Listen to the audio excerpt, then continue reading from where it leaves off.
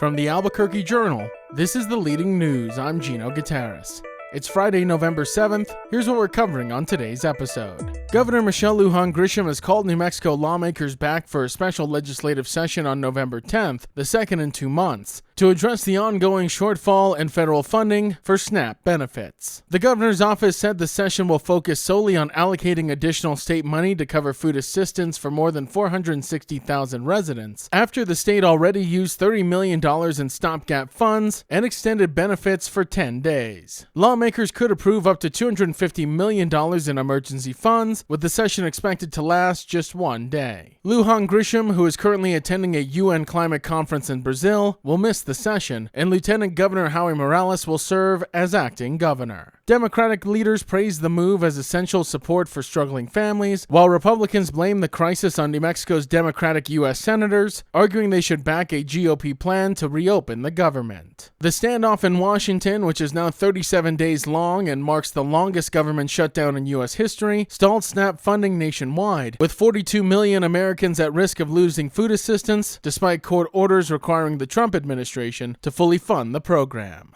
An Albuquerque police officer, 48-year-old Dominic Castro, died by suicide early Thursday during a standoff with Bernalillo County Sheriff's deputies in Cedar Crest, just hours after authorities responded to a domestic violence call involving his family, according to the sheriff's office. A warrant for Castro's arrest had been issued on Wednesday on charges of kidnapping, rape, false imprisonment, and child abuse. Court records show his wife sought a restraining order that same day, alleging escalating abuse, threats to burn their home, and concerns about his mental health. Deputies say Castro's wife and child escaped the home Wednesday morning and reported the abuse at a nearby school. When law enforcement surrounded the house and urged him to surrender, he did not respond. Just after midnight, deputies entered and found him dead from an apparent self-inflicted gunshot wound, and no deputies fired their weapons. Deputies also found multiple small fires set inside the home and a dead dog. Sheriff John Allen called the case, quote, deeply troubling, and also praised the victim's courage. APD Police Chief Harold Medina described the incident as, quote, tragic, and said the department had attempted to help Castro surrender and support his family.